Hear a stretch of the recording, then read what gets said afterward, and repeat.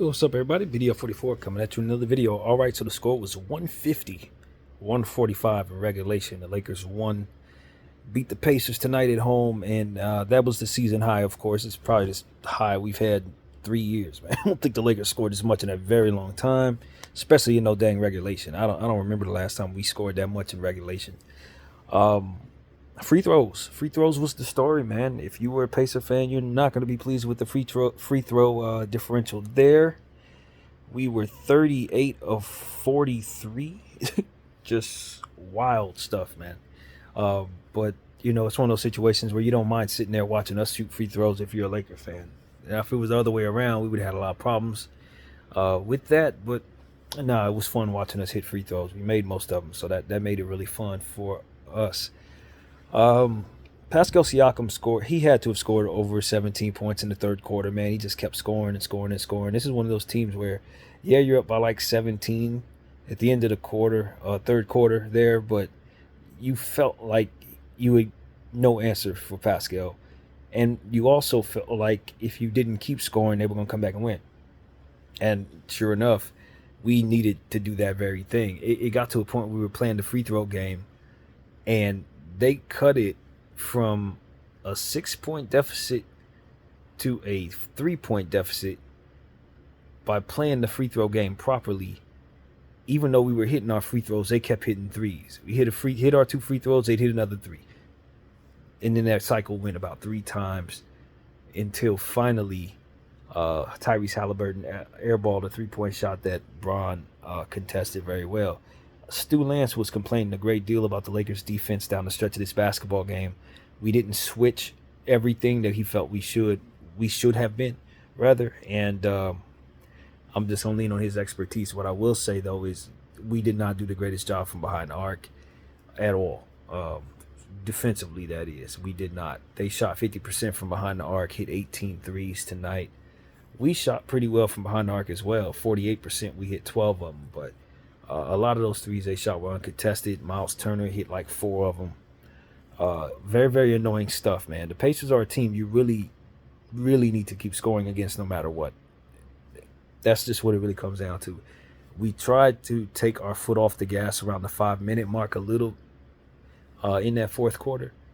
And the Pacers turned up the gas on us. And that's one of those situations where we could have very well lost this game if we would have kept on that pace. But I think we did a good job of, snapping out of that crap and continuing to push offensively. So, yeah, that could have went a lot of different ways. But ultimately, I think we did good. Spencer Dinwiddie in the start had a really nice game, over 20 points. I think he had about 8 assists or something of that nature. Forgive me, the stats aren't in my head.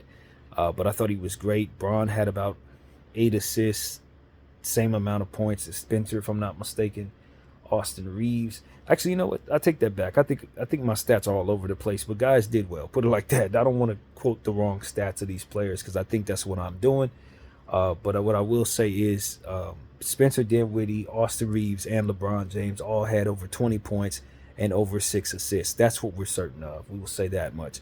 And Anthony Davis was even better, man. He had 36 points, 16 rebounds, several blocks, couple steals. Just a very, very, very spectacular night for Anthony Davis. 11 to 12 from the free throw line, if I'm not mistaken. He even hit a 3 in this game. So we definitely love what we saw from our team. Rui Hachimura had a quiet night with 9 points, but did contribute. And I thought that Taurean Prince played a nice game off the bench, 14 points, very high efficiency scoring the ball. And Cam Reddish, 2 steals, 7 points. The steals were really what did it for us, especially the game-sealing steal that he had at the very, very tail end of the basketball game. So all in all, I just thought we did a good job of really keeping up with what was necessary, drawing fouls and hitting free throws, shooting the ball well, and keeping up with a team that is really one of the best offensive teams out there, man. One of the best offensive teams statistically in the history of the NBA, to be honest with you. They just don't play a lick of defense, and that's what the problem is. If the Pacers played any defense at all, they'd be a contender. But because they don't play any defense, what you need to be able to do is just scoring keep scoring against their weak defense. And as long as you can keep scoring against that weak defense, no matter how high the score goes, you still gonna have an opportunity to win. And that's the problem with the Pacers. They don't play any D. None. But they're fantastic offensively. So as a result, you must keep scoring against them. So this is going to be a tough game on Friday. Clearly, we saw what they did in our house. They're going to be even better at home. We know it. We had absolutely no answer for Pascal Siakam. He was spectacular. I think he had like 36 points of his own, or something of that nature. Tyrese Halliburton had a cold first half for the most part, but he ended up getting it together down the stretch of the basketball game.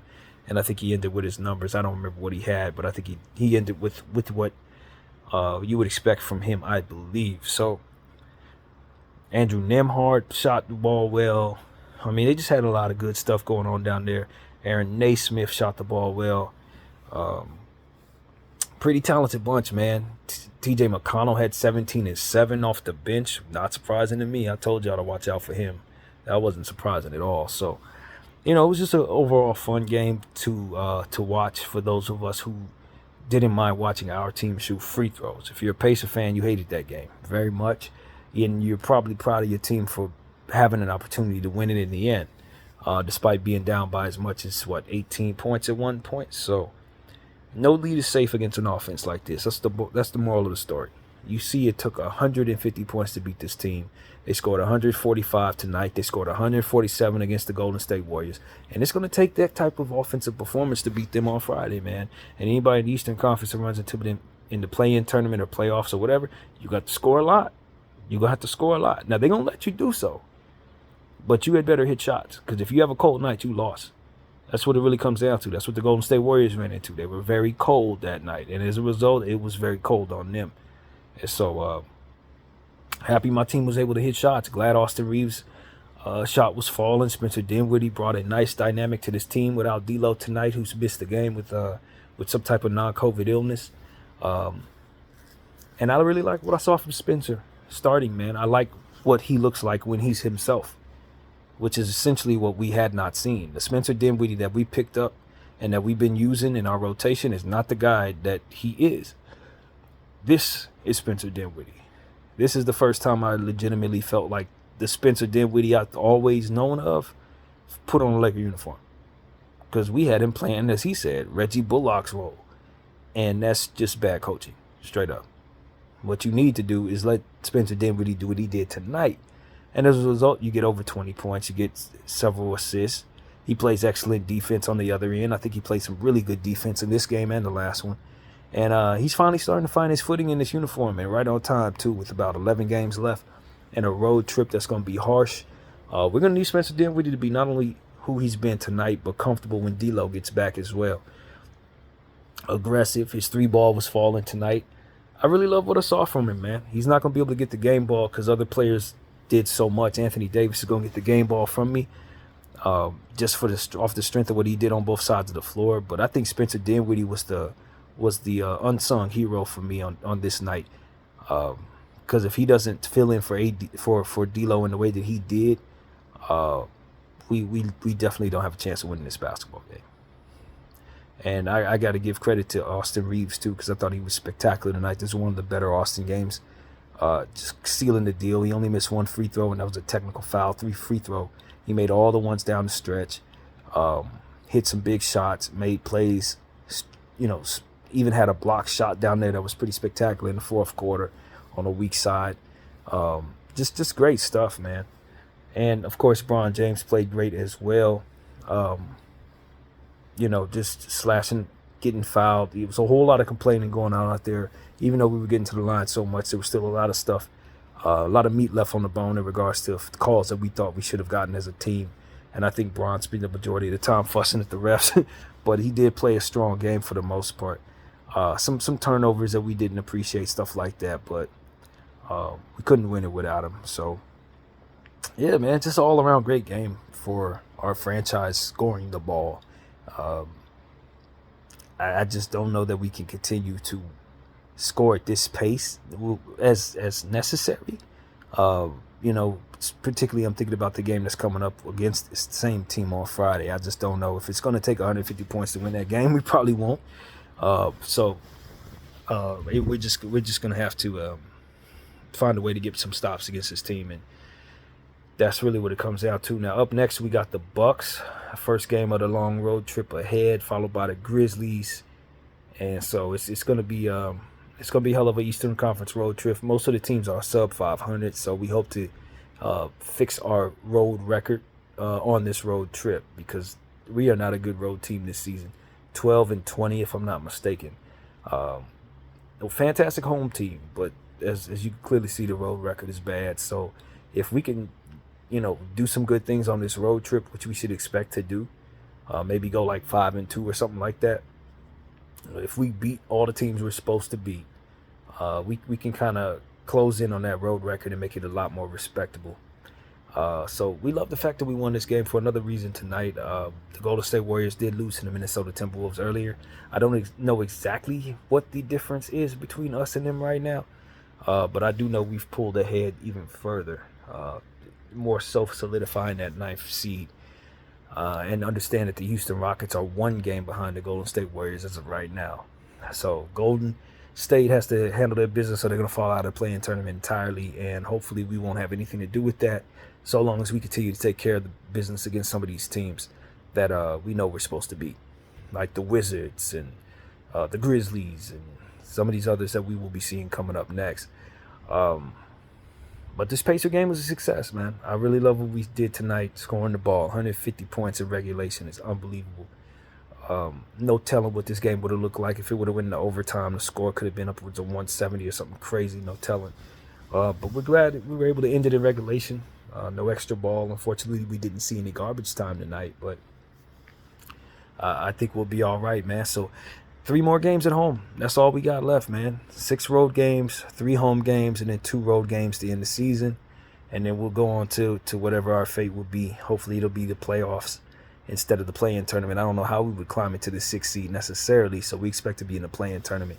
But you never know, man. You win all the way out, good things can happen. And right now, with us dropping 150 points on this team, if we could find a way to just tighten up our defense, we now know we can score. That's the point. That was the question, is could you keep up with teams when you need to score this much? And we proved to ourselves tonight that it's possible, even without D'Lo Russell. So I think part of what worked in our favor was pace. And I think D'Lo kind of slows that pace down in a way, with how methodical he could be and how half-court he could be. I think Spencer Dinwiddie's looking more so to push the pace. He's a little more quick, twitchy. And I really like what he brought to this starting lineup tonight. I really thought our team kind of fed off of that pace. Some of the defensive plays that he made got us into transition and things of that nature. I just like how the team looked with him starting at the point guard. So not to say that I want him starting ahead of D'Lo from here on out, but it is something that we can say we like what we saw tonight in that way. Spencer being himself is a better player than what Darvin had him doing, man. And I can't stress that enough. He's a much better player than we've asked him to be. So I would love to see him get more opportunities with the ball in his hands, try to make some more decisions and be more aggressive than he has been forced to within this limited role. So, yeah, man, props there. Props all the way around. Anthony Davis, of course, gets the game ball for just crashing the glass the way he has been. If I'm not mistaken, he had a fantastic rebounding game in the last one. Probably upwards of like 35 or 37, somewhere around rebounds in the last 2 games. So we're super excited about how he's been crashing the glass, and nobody could guard him. None of them Pacers could guard him, just like none of our Lakers could guard Pascal. So it's going to be a battle on Friday. I'm telling you right now, man. Even though we got 2 games between now and then, I know that's going to be one the Pacers got circled on their calendar. And we should have it circled as well, man. So that's what it is. That's exactly what I got to say. Not too much more to add to this particular video, I don't believe. We had 10 turnovers, or was it 11 turnovers, I believe it was. 9 of them in the first half, so I love how we took care of the basketball in the second half with only 2 turnovers. And hopefully we can carry that over into Milwaukee. And just know that Giannis is healthy. Giannis is healthy. He's going to be playing. He dunked all over somebody tonight. I just saw the highlights a couple seconds ago. So we know that Giannis is going to try to have a massive game with LeBron and AD coming in. And goes without saying and I'd imagine Dame will as well. So we're gonna have a fight on our hands against Doc Rivers, Milwaukee Bucks, coming up in a few days. So hopefully our team can get a nice little rest at home, in their own beds tonight. Saw some footage of LeBron having a nice moment with his family earlier today in the game. Definitely love seeing that. And it's going to be one of those situations where we get on the road now until we don't come back until the 4th of April. So this is going to be a couple weeks away. 6 games straight on the road. Lots of opposing fans screaming against us. So we just gonna have to get ready for that, because it's been a lot of home games in a row, 4 to be exact. And for the most part, we took care of business, man. So kudos to the Lakers. Love what I saw there. I thought the rotations were pretty solid for the most part. And I'm just glad the officials saw fit to give us the whistle tonight, even though there were some times when we felt we should have got even more. But we took care of business at the line, which is an underrated thing. And it gave us the victory. It really did. That's where you won the game. So take care of the free throw line. Take care of the basketball. Take care of the rebounding. We won the rebounding by 1 tonight, 40-41. They kind of closed in the second half after we were having a pretty good lead in the boards at halftime. What else? That's really where it was, man. There wasn't a whole lot going on in the paint. Majority of everything was at the free throw line. That's really what it came down to. So yeah, that's it, man. That's what I gotta say. Very happy about this win. BDF 44. I thank y'all for watching. I'm out.